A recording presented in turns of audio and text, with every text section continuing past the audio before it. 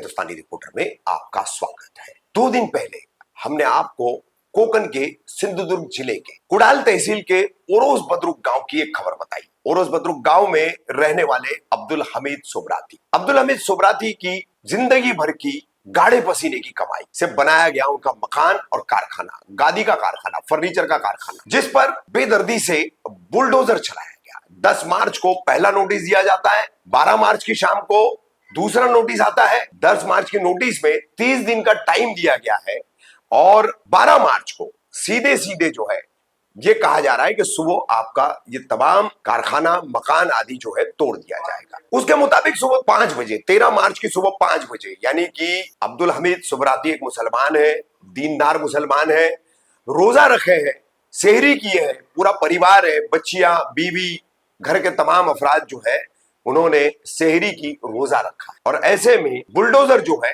वो मकान और कारखाने के दरवाजे पर आकर खड़ा हो गया। किस तरीके से ये सारा तोड़ा गया, उन्होंने खुद वीडियोस बनाए थे, वो तमाम वीडियोस हमने पहली खबर में आपको दिखाए। कैसे इसमें यहां पर मीर जाफर, मीर सादिक की भूमिका निभाई है रमजान इसाक राउत उर्फ अमीर मौलाना और उनके तमाम साथियों ने। आज हम आपके सामने ला रहे हैं अब्दुल हमीद सोबराती साहब को, जिनका तिनका जोड़कर बनाया गया ये सरमाया बीजेपी के मंत्री नितेश राणे के एक आदेश पर शासन प्रशासन ने, पूरे अमले ने इतनी सक्रियता के साथ तोड़ दिया। National highway number 66 Mumbai Goa highway, इसमें ये जमीन आती है। ऐसा नोटिस में कारण दिया है कि उस हाईवे अथॉरिटी से आपने एनओसी नहीं ली, मगर ग्राम पंचायत ने अब्दुल हमीद सोबराती साहब को यह निर्माण करने की अनुमति दी थी। नगर रचना विभाग से जो है बिल्कुल अधीन रह करके ये अनुमति दी गई थी। अब किस तरह से पूरा ये घटनाक्रम घटा है उस पर हम थोड़ी सी बात करेंगे अब्दुल हमीद सोबराती साहब से, और अंत में सबसे अहम पैगाम, एक महत्वपूर्ण संदेश जो है अब्दुल हमीद सोबराती साहब के लिए और उनकी तरफ से, दोनों तरफ से हम आप तक पहुंचाएंगे, जिस पर हम सबको, आपको अमल करना है और अब्दुल हमीद सोबराती साहब के लिए हम सबको खड़े रहना है। अब्दुल हमीद साहब, आप आज हमारे पास यहाँ पर मुमरा में हिंदुस्तानी रिपोर्टर के ऑफिस पहुंचे हैं, कोकण से पहुंचे हैं। जो जुल्म ज्यादतियां आपके साथ की गई है, प्रशासन ने की है, सरकार ने की है, एक मंत्री ने की है, बीजेपी के एक मंत्री ने की है, जो अक्सर पिछले कुछ अरसे से जो है मुसलमानों के खिलाफ जहर उगलना, आग उगलने का काम करता है। तो बहरहाल ये कार्रवाई पर हम बाद में आते हैं। सबसे पहले मैं यह जानना चाहूंगा, आप कोकण में कितने अरसे से रह रहे हैं? मैं 2006 से पहले वहाँ पे, बचपन से ही मैं वहाँ पे था और फेरी फकीरी करके अपना काम की शुरुआत किया मैंने। और हमारे भाई लोग भी थे, हमारे बाप वगैरह भी थे, मतलब तकरीबन 40-50 साल से हमारे खानदान के लोग सिंधुदुर्ग में काम करते रहे। मतलब आप तीसरी या चौथी पीढ़ी है? हाँ जी। तो ये जो अब आपका कारखाना आपने बनाया था, सर्वे नंबर 37 है, ओरोस बुद्रुक गांव का ये जमीन का जो मामला है, सर्वे नंबर 37 है, उसका हिस्सा नंबर 33 है, और उसमें आपने ये जमीन खरीदी परब परिवार से, जो फिलहाल डोंबिवली के ठाकुरवाड़ी में रहता है। तो इनकी पुश्तैनी जमीन थी, आपने खरीदे, आपके तमाम कागजात हमने देखे, और पूरा खरीदी जो है, आपने जो कुछ भी किया है वो कानूनी तरीके से किया है। और इसमें आपने यहाँ पर बांधकाम करने के लिए, निर्माण करने के लिए, इसको बनाने के लिए आपने परमिशन भी लिए है ग्राम पंचायत से। तो अब हाईवे अथॉरिटी का आपने एनओसी नहीं लिया, इसलिए ये तोड़ दिया गया। तो मुझे ये बताइए कि आपके इस घर और कारखाने के आसपास हाईवे को लगकर और कितनी उधर दुकानें, मकान, होटल्स और कितनी चीजें वहां पर बनी हुई है?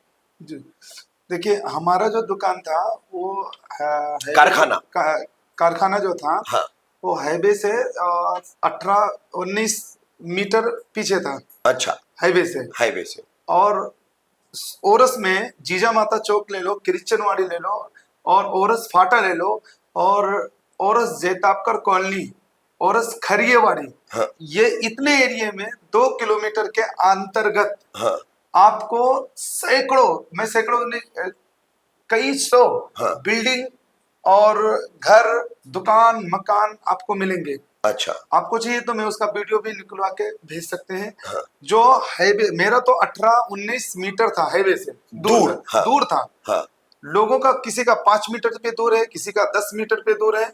ऐसे सैकड़ों मकान, दुकान, पूरा पिड्ढोल नदी से खरियवाड़ी पेट्रोल पंप तक, ऐसे सैकड़ों आपको दुकान, घर, मकान आपको मिलेगा। जब मेरा घर तोड़ रहे थे तो मैंने सबसे ये सवाल किया की मैं 20 साल में मुझसे माझ्याकडून काय चुकी झाली आहे तुम्ही सांगा, एक चुकी सांगा हाँ। आणि मग तुम्ही घर माझे पूर्ण पाडून टाका। हाँ। तो वो लोग अधिकारी लोग बोलते वो व्हिडिओ भी आपने बनाया, अधिकारियों से सवाल भी कर रहे हैं हाँ, साहेब माझ्याकडून काय चुकी झाली, हाँ मी काय चुकीचं केलंय, हाँ, लेकिन वो कोई जवाब नहीं दे रहे। नहीं, वो बोले कि ये ऊपर से ऑर्डर है, बस इतना जवाब दे रहे हैं, ऊपर से ऑर्डर, ऊपर से ऑर्डर है। हाँ। तो मैं और भी लोग शासन से भी, प्रशासन, मैं जब पुलिस वालों के पास पुलिस मतलब शासन के पास जाता तो वो बोलते उनके पास जाओ, प्रशासन के पास, प्रशासन वालों के पास जो लीडर लोग रहते थे उनके पास जाता तो बोलते तो उनके पास जाओ। अच्छा। इस तरह मुझको दौड़ा रहे थे, उधर मेरा घर तोड़ रहे थे। अच्छा। ये 13 मार्च का मंजर कैसे था, क्या बताएंगे आप?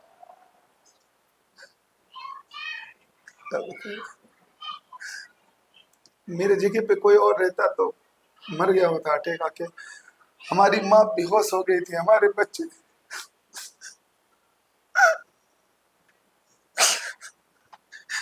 पूरा वीडियो आप देखिए, उसमें कितना चीख पुकार है। जी, आपके बच्चों की भी आवाजें हैं, आपके अहलिया की भी आवाजें हैं, उसमें सुना हूं मैंने। आपने उसी दिन जो है आपके कुछ लोग थे, उन्होंने मुझे तमाम वीडियोस भेजे थे और वही हमने पहली खबर में हमने बताए थे।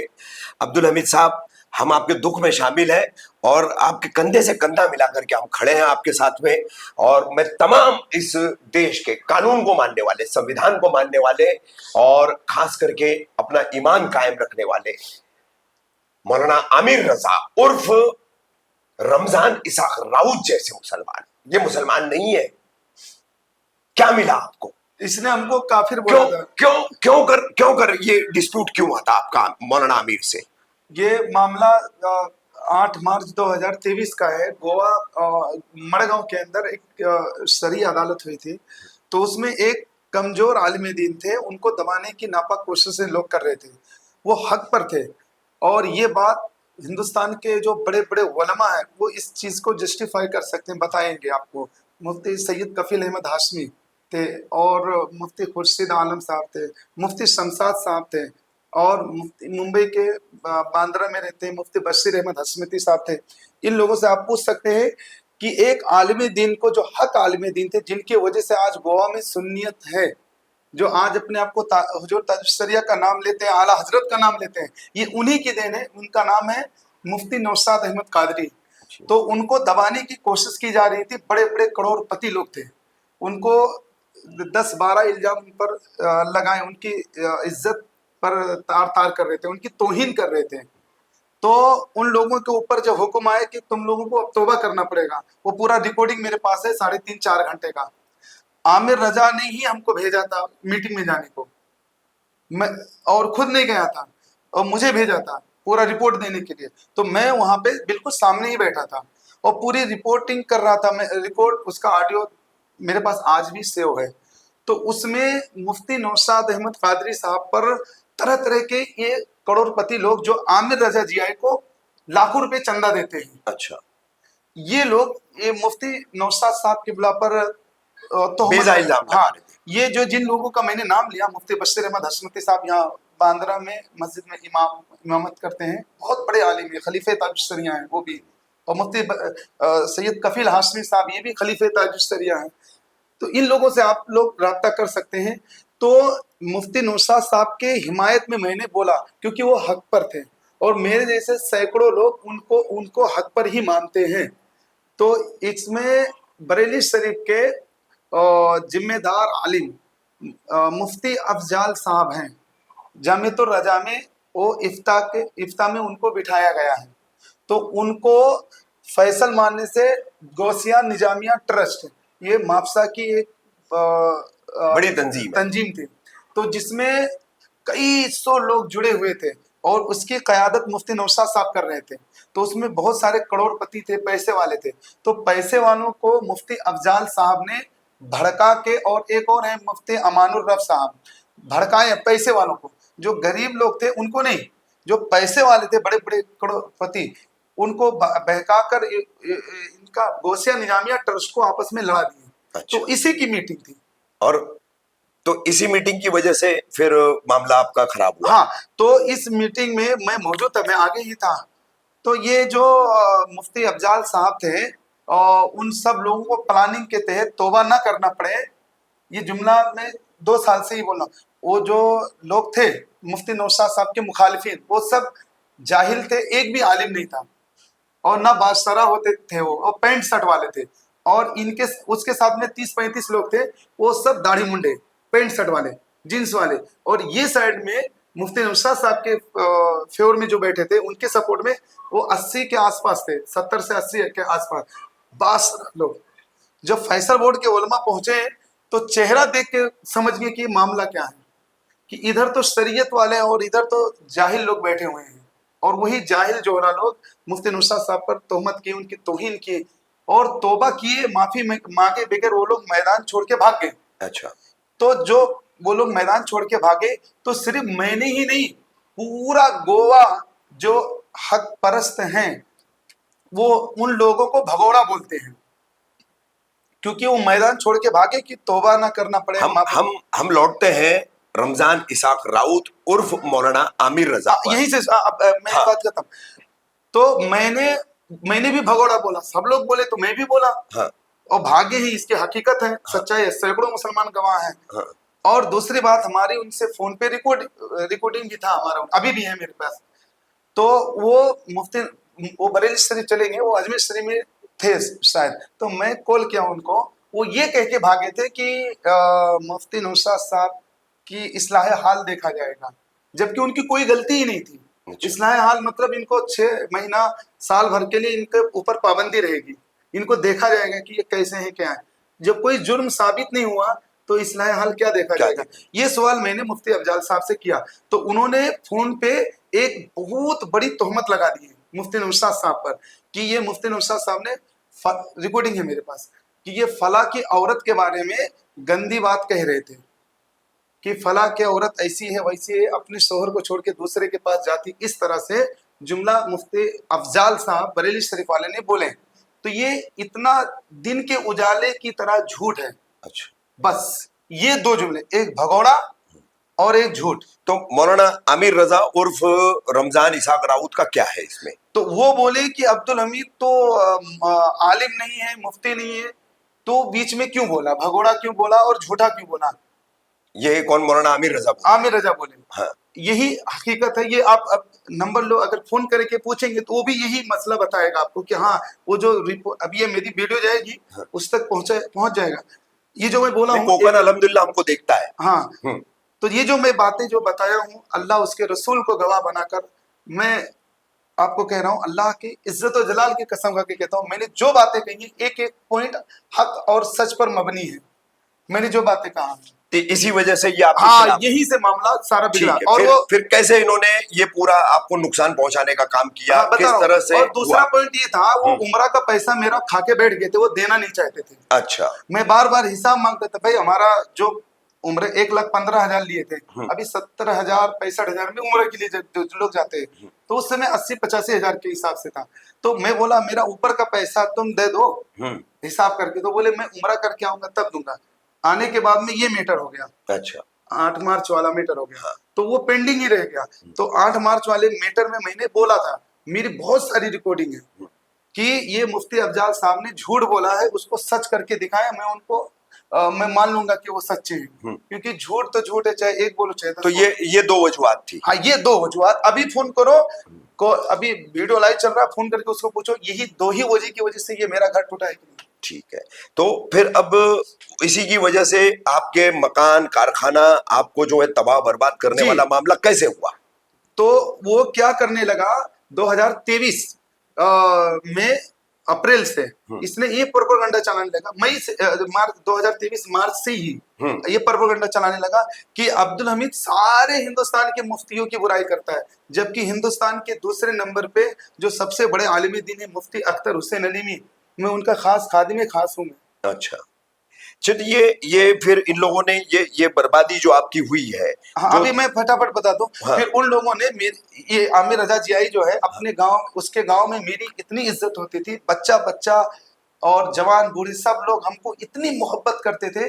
8 साल तक ये मैटर नहीं हुआ था, उससे पहले तक मुझे बहुत मोहब्बत करते थे। मैं चला जाता था तो ऐसा लगता था कि मैं अपने किसी रिश्तेदार के यहाँ आया, इतनी इज्जत होती थी। कोलपर रजा नगर में, उमरडा महबूब नगर में। अच्छा। तो इसने मेरे खिलाफ जहर उगलना चालू किया कि ये अब्दुल हमीद उलमा का गुस्ताख है। तो मैं इसको इसके गांव में 24 दिसंबर 2023 में मैंने इसको स्टेज के ऊपर पकड़ा। स्टेज के ऊपर ये मेरी बुराई कर रहा था मेरे सामने, जो वहां के जिम्मेदार लोग होते। तो मैंने इसको पकड़ा कि भाई मेरी जो ये तू बुराई कर रहा है तो इसको एक साबित कर दे, मैं अभी तौबा कर लूंगा। ये उसके गांव की बात, उमरडा महबूब नगर की बात है। फिर बोला कि ठीक है मैं साबित करता हूँ। फिर बाद में उसके दिमाग में क्या है, बोला नहीं 25 तारीख को यानी 25 दिसंबर को इस मैटर पे बात करेंगे, हम बताएंगे तुमने किस किस आलिम की तौहीन किया। मैंने कहा मुफ्ती अफजाल के अलावा और किसी आलिम के ताल्लुक से अगर ये चीज तो दिखा दिया तो मैं मान लूंगा मैं गलत हूँ। अच्छा। पूरे 25 दिसंबर 2023 को पूरा दिन उसको मैं ढूंढता रहा, तलाश करता रहा, वो बंदा कहीं नजर नहीं आया। अच्छा। अब मामला आगे बढ़ते बढ़ते तूल पकड़ लिया। फिर उसके बाद में उसके गांव में वापस एंट्री हुई दिसंबर या जनवरी में, दिसंबर में। तो उस समय हमारे जो दोस्त लोग थे उसके गांव में ही उसको पकड़े। अच्छा। कि तो ये जो गोवा में, कोकन सिंधुदुर्ग में ये अब्दुल हमीद के ताल्लुक से कहता फिर रहा है कि ये उलमा का गुस्ताख है, तो इसको तुम क्यों नहीं साबित कर रहे हो, साल भर होने वाला है। तब वो जब नहीं माना, वो जब नहीं, तो अब आ रहा हूं असल मुद्दे पे टूटने का वजह। जब उसने नहीं माना तो मैंने भी एक्शन पे रिएक्शन शुरू कर दिया। अच्छा। कि इसने जो 15 लाख की गाड़ी खरीदी है चंदे के पैसे से, 3 बार उम्रे का टूर किया है, सऊदी टूर किया है, ये भी चंदे के पैसे, और ये हकीकत मैंने खुद चंदा करके दिया है उसको। अच्छा। उसका आज तक हिसाब नहीं मिला। अच्छा। और जमात रजाए मुस्तफ़ा की और भी दिगर तंजीमों की, और खुद वो एक मस्जिद बनवा रहा बांदा में, उसकी भी बहुत सारी रसीदें उसके पास है। और गल्लक रहता है ना, गल्लक, वो हजारों की तादाद में तकसीम करके रखा है। मतलब 150 किलोमीटर के अंतर्गत जितनी मुस्लिम मोहल्ले गांव है, खुद मुझे भी दे के रखा था। तो उसके बाद में मैंने ये कहना चालू किया कि ये चंदाखोर है, जो बता रहा हूं मैं सच बता रहा हूं। तो जब मैंने उसका पोल खोलना चालू किया तो वो मेरे ऊपर दुश्मनी पर आमादा हो गया। तो 1.5 साल तक वो मेरे पीछे पड़ा रहा, मेरा कुछ भी नहीं बिगाड़ पाता था। मैं उसके गांव में जाता था, उसके सामने रहता था, और भी प्रोग्राम में हम लोगों की मुलाकात होती थी, सामना सामने होती, तो मुझे कुछ नहीं बोल पाता था। तो जब इन लोगों ने नीतीश राणे बीजेपी के थ्रू, अभी लोग सभा विधानसभा चुनाव से पहले नीतीश राणे के थ्रू ये लोग बीजेपी प्रवेश किए, बीजेपी में शामिल हुए। तो इन लोगों ने क्या किया, धीरे धीरे धीरे धीरे नीतीश राणे साहब से ये लोग क्लोज हो गए। इनके पास 100-150 वोटर है और मेरे पास 40-42 वोटर है। तो इनका पूरा फैमिली बहुत बड़ा है। तो नीतीश राणे सर से ये लोग बहुत हो गए क्लोज। अच्छा। और मैं नीलेश राणे के इसमें था, मतलब उस समय वो थे वैभव नाइक, जो वहाँ के एमएलए थे, वैभव नाइक, बहुत अच्छे उद्धव गुट के शिवसेना के। हाँ, उद्धव गुट के शिवसेना के। हाँ। वो आदमी बहुत अच्छा था, मैंने उस इलाके में उतना अच्छा नेता कहीं नहीं देखा। वैभव नाइक, हाँ। वो किसी को तकलीफ नहीं देता था, कोई रात को भी फोन करे वो हेल्प करता था। तो नीलेश राणे सर कुड़ाल मालून विधानसभा में चुन के आए। हाँ, और ये नीतीश राणे सर कनकोली, वैभववाड़ी और देवगढ़ तालुका में वहां जीत के आए। हाँ, वहां जीत के आए। तो ये लोग इनसे मिल गए थे और मैं अपना यहाँ पे चुपचाप अपना काम धाम में लगा था। हमारा उसका मैटर खत्म हो गया था, मतलब। लेकिन ये पुरानी दुश्मनी निकालने के लिए अभी 4 दिन पहले, टूटने के 3 दिन पहले गए थे वो लोग। मैं रत्नागिरी में था, मेरे गैर मौजूदगी में ये लोग आए और एसपी ऑफिस में गए। एसपी नहीं मिला, ये लोग सीधा नीतीश नारायण राणे के सामने आए उसके ऑफिस में और मेरे खिलाफ झूठी ज्ञापन देने लगे। वो क्या बोले कि ये अब्दुल हमीद जो है असल में 27 किलोमीटर तक बेताल बामड़ा एक गांव है, वहां से लेकर कनकौली एक शहर है। शहर है, ये हाँ। 27 किलोमीटर की डिस्टेंस में अकेले मेरा ही एक घर था, बिल्डिंग थी पूरी, मैं अकेले ही मुस्लिम था वहां पे, दाढ़ी टोपी वाला। तो ये लोग नीतीश राणे सर को भड़काए, बहुत ज्यादा भड़का दिए कि इसके घर में मस्जिद है, इसके घर में धार्मिक कार्यक्रम होता है और भी दिगर बातें, ये यहाँ से अपने धर्म का प्रचार करता है कट्टरता फैला रहा है। और ये इस्लाम की ये ज्यादा बोला है। ये रज्जब रमदुल, हाँ। रज्जब रमदुल नीतीश राणे सर को बोला कि ये कट्टरता है इसके अंदर, यानी सुन्नी वो बोलते हैं ना, हाँ। कट्टर सुन्नी। तो वो उनको अलग रूप तरीके से बताया कि ये कट्टर मुस्लिम है, मतलब अपने धर्म को कट्टर फॉलो करता है, समझे बात को। यानी उसको दिमाग में इतना बोल बोल के, झूठ बोल बोल के उसको भड़का दिए मेरे खिलाफ। अच्छा। और इत्तेफाक ये कि वो नीतीश नारायण राणे सर वो मुंबई में आ गए, अधिवेशन चल रहा है ना, तो वो मुंबई में आ गए, हमारी उनसे मुलाकात नहीं हो पाई। अब ये लोग उनके दिमाग में ये सारी चीजें भर दिए थे कि ये गलत है और ये ट्रेनिंग लोगों को देता है, बहुत सारी बातें उन लोगों ने बताया। तो उस समय नीतीश नारायण राणे साहब ने कहा मैं इस तरह कार्रवाई नहीं करूंगा, इस पर वहां के जो लीडरान हैं कोरस के, वो लोग गवाही दे रहे हैं इस बात पर। अच्छा। नीतीश राणे सर ये बोले कि मैं गादी वाले पे कार्रवाई नहीं करूंगा, तुम लोग लिख के दो, अच्छा, तब मैं कार्रवाई करूंगा। अच्छा। तो हमारे जो मुस्लिम भाई लोग हैं, अपने आप को सुन्नी कहते हैं, अपने आप को बरेलवी कहते हैं, उन लोगों ने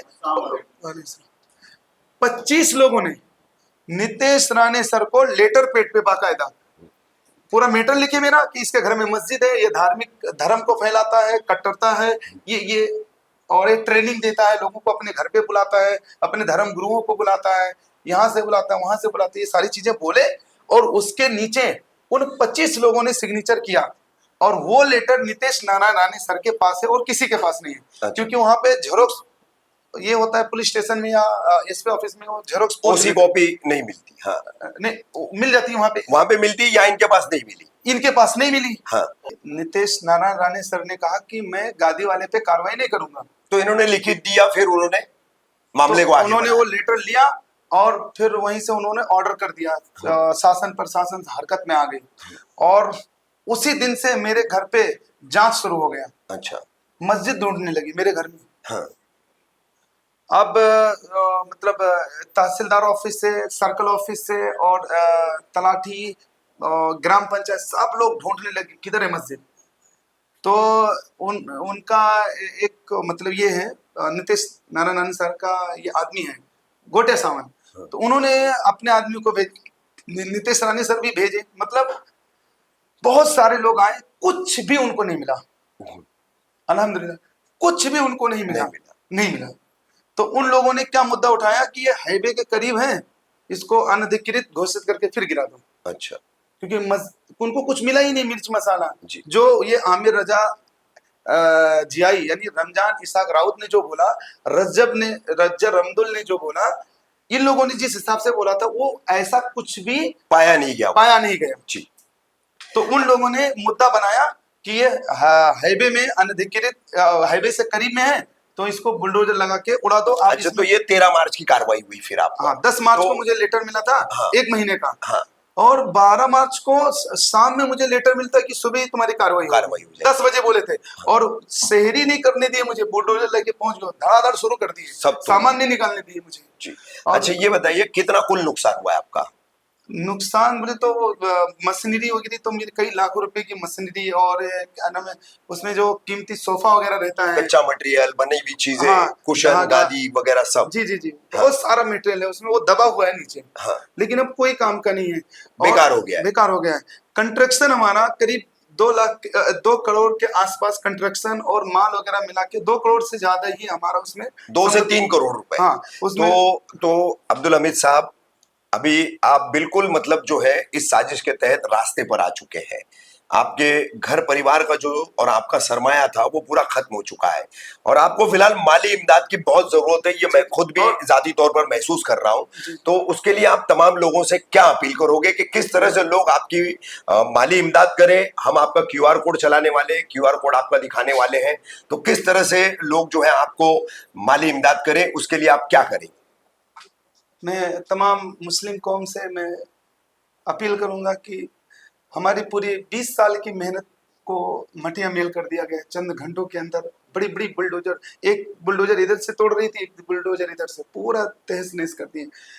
तो मैंने यूपी में जमीन बेचा है, इधर कल्याण फाटे में जमीन बेचा, फ्लैट बेचा, और 14 नंबर रोड बैगनवाड़ी में, गोवंडी बैगनवाड़ी में पद्मा नगर रजुया मस्जिद के कॉर्नर वाली जो जगह है वो मेरी थी। अच्छा। वो बेच के मैंने ये बनवाया ये था। तमाम पूरा पैसा हाँ, पाया था। 3 जगह से मैंने बेच के हाँ। वहां पे बनवाया था। 6 महीना पहले ये सब मामला नहीं थे कोकन के अंदर, बहुत अच्छे लोग थे कोकन के अंदर, लेकिन ये सब वातावरण हो गया है। इस बिना पर हमारे 2 करोड़ से ज्यादा हमारी संपत्ति नष्ट कर दी, हमारे पास कुछ भी नहीं बचा। हम क्या करें? हमारे छोटे छोटे बच्चे, हमारे बच्चे कहीं और हैं, हमारी माँ और बीवी एक साथ हैं, हमारे बच्चे कहीं और, मैं कहीं हूँ। कल मैं कैसा कैसा जान बचा के निकला हूँ, बाथरूम में छुपा हुआ था। तो ये थी अब्दुल हमीद साहब की आप बीती कोकन सिंधुदुर्ग जिले के कुड़ाल तहसील में ओरोस बदरुक गांव में किस तरह से जुल्म का शिकार हुए और आज उनकी लगभग 2 से 3 करोड़ की पूरी कारखाना, मकान, मटेरियल, कुशन गादी का कारखाना है, उनका सोफा का कारखाना है, ये तमाम मटिया मेट कर दिया। तो मैं तमाम हिंदुस्तानी रिपोर्टर के सब्सक्राइबर्स, व्यूअर्स और ये वीडियो जिन तक भी पहुंचेगा उन सबसे मेरी अपील है कि इनका क्यूआर कोड जो है हम इस खबर में, लिंक में और स्क्रीन पर दोनों जगह आपको दे रहे हैं।